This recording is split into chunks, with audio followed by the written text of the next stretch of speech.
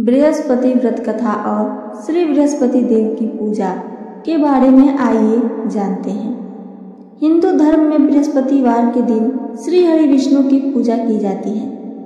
माना जाता है इस दिन ध्यान पूर्वक श्री हरि का व्रत और पूजन करने से इच्छित फल की प्राप्ति होती है।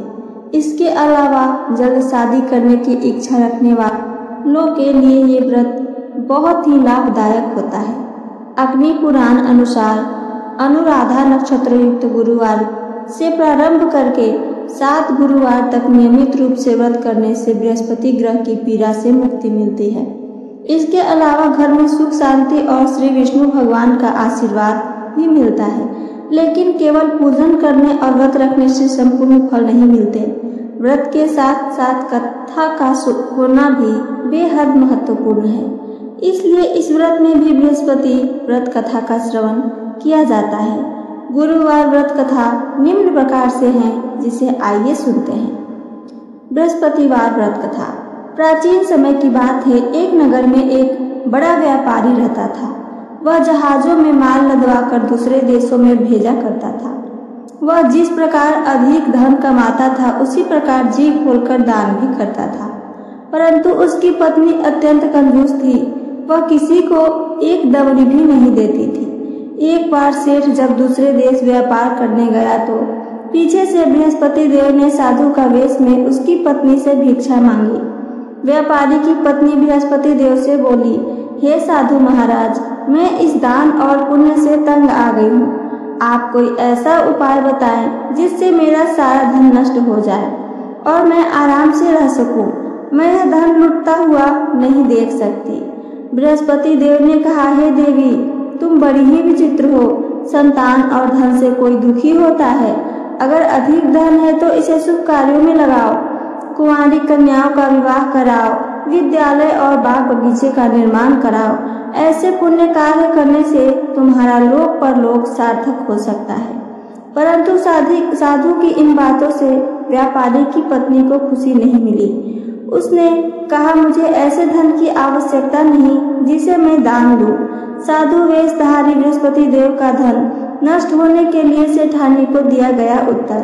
तब बृहस्पति देव बोले, यदि तुम्हारी ऐसी इच्छा है तो तुम एक उपाय करना। 7 बृहस्पतिवार घर को गोबर से लीपना, अपने केशों को पीली मिट्टी से धोना, केशों को धोते समय स्नान करना, व्यापारी से हजामत बनाने को कहना, भोजन में मांस मंदिरा खाना, कपड़े अपने घर धोना। ऐसा करने से तुम्हारा सारा धन नष्ट हो जाएगा। इतना कहकर बृहस्पति देव अंतर ध्यान हो गए। व्यापारी की पत्नी ने बृहस्पति देव के कहे अनुसार 7 बृहस्पतिवार वैसा ही करने का निश्चय किया। केवल 3 बृहस्पतिवार बीते थे कि उसकी सारी धन संपत्ति नष्ट हो गई और वह परलोक सिधार गई। जब व्यापारी वापस आया तो उसने देखा कि उसका सब कुछ नष्ट हो चुका है। उस व्यापारी ने अपनी पुत्री को सांत्वना दी और दूसरे नगर में जाकर बस गया। वह जंगल से लकड़ी काट कर लाता और शहर में बेचता। इस तरह वह अपना जीवन व्यतीत करने लगा। एक दिन उसकी पुत्री ने दही खाने की इच्छा प्रकट की, लेकिन व्यापारी के पास दही खरीदने के पैसे नहीं थे। वह अपनी पुत्री को आश्वासन देकर जंगल में लकड़ी काटने चला गया। वहां एक वृक्ष के नीचे बैठ अपनी पूर्व दशा पर विचार कर रोने लगा। उस दिन बृहस्पतिवार था। तभी वहां बृहस्पति देव साधु के रूप में सेठ के पास आए और बोले, हे मनुष्य, तुम इस जंगल में किस चिंता में बैठे हो? तब व्यापारी बोला, हे महाराज, आप सब कुछ जानते हैं। इतना कहकर व्यापारी अपनी कहानी सुनाकर रो पड़ा। बृहस्पति देव बोले, देखो बेटा, तुम्हारी पत्नी ने बृहस्पति देव का अपमान किया था, इसी कारण तुम्हारा यह हाल हुआ है। लेकिन अब तुम किसी प्रकार की चिंता मत करो। तुम गुरुवार के दिन बृहस्पति देव का पाठ करो। 2 पैसे के चने और गुड़ को लेकर जल के लोटे में शक्कर डालकर वह अमृत और प्रसाद अपने परिवार के सदस्यों और कथा सुनने वालों को बांट दो। स्वयं भी प्रसाद और चरणामृत लो। भगवान तुम्हारा अवश्य कल्याण करेंगे। साधु की बात सुनकर व्यापारी बोला, महाराज, मुझे तो इतना भी नहीं बचता कि मैं अपनी पुत्री को दही लाकर दे सकूं। इस पर साधु जी बोले, तुम लकड़ियां शहर में बेचने जाना तुम्हें लकड़ियों के दाम पहले से चौगुने मिलेंगे, जिससे तुम्हारे सारे कार्य सिद्ध हो जाएंगे। लकड़हारे ने लकड़ियां काटी और शहर में बेचने के लिए चल पड़ा।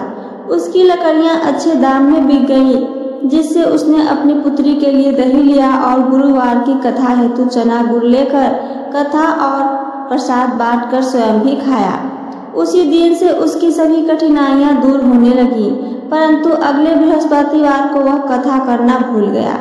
अगले दिन वहां के राजा ने एक बड़े यज्ञ का आयोजन कर पूरे नगर के लोगों के लिए भोजन का आयोजन करवाया। राजा की आज्ञा अनुसार पूरा नगर राजा के महल में भोज करने गया, लेकिन व्यापारी व उसकी पुत्री तनिक विलंब से पहुंचे। अतः उन दोनों को राजा ने महल में ले जाकर भोजन कराया। जब वे दोनों लौटकर आए तब रानी ने देखा कि उसकी खूंटी पर टंगा हार गायब है। रानी को व्यापारी और उसकी पुत्री पर संदेह हुआ कि उसका हार उन दोनों ने ही चुराया है। राजा की आज्ञा से उन दोनों को कारावास की कोठरी में कैद कर दिया गया। कैद में पड़कर दोनों अत्यंत दुखी हुए। वहां उन्होंने बृहस्पति देवता का स्मरण किया। बृहस्पति देव ने प्रकट होकर व्यापारी को उसकी भूल का आभास कराया और उन्हें सलाह दी कि गुरुवार के दिन कैद खाने के दरवाजे पर तुम्हें 2 पैसे मिलेंगे, उनसे तुम चने और मुनक्का मंगवाकर विधि पूर्वक बृहस्पति देवता का पूजन करना, तुम्हारे सब दुख दूर हो जाएंगे। बृहस्पतिवार को कैद खाने के द्वार पर उन्हें 2 पैसे मिले। बाहर सड़क पर एक स्त्री जा रही थी। व्यापारी ने उसे बुलाकर गुड़ और चने लाने को कहा। इस पर वह स्त्री बोली, मैं अपनी बहू के लिए गहने लेने जा रही हूँ, मेरे पास समय नहीं है। इतना कहकर वह चली गई। थोड़ी देर बाद वहां से एक और स्त्री निकली। व्यापारी ने उसे बुलाकर कहा कि हे बहन, मुझे बृहस्पतिवार की कथा करनी है, तुम मुझे 2 पैसे का गुड़ चना ला दो।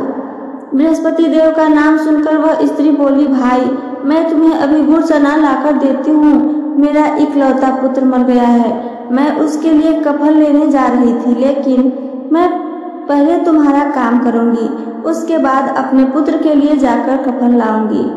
वह स्त्री बाजार से व्यापारी के लिए गुड़ चना ले आई और स्वयं भी बृहस्पति देव की कथा सुनी। कथा समाप्त होने पर वह स्त्री कफन लेकर अपने घर गई। घर पर लोग उसके पुत्र की लाश को राम राम सत्य है कहते हुए शमशान ले जाने की तैयारी कर रहे थे। स्त्री बोली, मुझे अपने लड़के का मुख देखने दो। अपने पुत्र का मुख देखकर उस स्त्री ने उसके मुंह में प्रसाद और चरणामृत डाला। प्रसाद और चरणामृत के प्रभाव से वह पुनः जीवित हो गया। पहली स्त्री जिसने बृहस्पति देव का निरादर किया था, वह जब अपने पुत्र के विवाह हेतु पुत्रवधू के लिए गहने लेकर लौटी और जैसे ही उसका पुत्र घोड़ी पर बैठकर निकला, वैसे ही घोड़ी ने ऐसी उछाल मारी कि वह घोड़ी से गिरकर मर गया। यह देख स्त्री रो रो कर बृहस्पति देव से क्षमा याचना करने लगी। उस स्त्री की याचना से बृहस्पति देव साधु वेश में वहां पहुंचकर कहने लगे, देवी तुम्हें अधिक विलाप करने की आवश्यकता नहीं है, यह बृहस्पति देव का अनादर के कारण हुआ है। तुम वापस जाकर मेरे भक्त से क्षमा मांगकर कथा सुनो, तभी तुम्हारा मनोकामना पूर्ण होगी। जेल में जाकर उस स्त्री ने व्यापारी से माफी मांगी और कथा सुनी। कथा के उपरांत वह प्रसाद और चरणामृत लेकर अपने घर वापस गई। घर आकर उसने चरणामृत अपने मृत पुत्र के मुख में डाला। चरणामृत के प्रभाव से उसका पुत्र भी जीवित हो उठा। उसी रात बृहस्पति देव राजा के सपने में आए और बोले, हे राजन, तूने जिस व्यापारी और उसकी पुत्री को जेल में कैद कर रखा है वह बिल्कुल निर्दोष है। तुम्हारी रानी का हार वही खूंटी पर सामने टंगा हुआ है। दिन निकला तो राजा रानी ने हार खूंटी पर लटका हुआ देखा।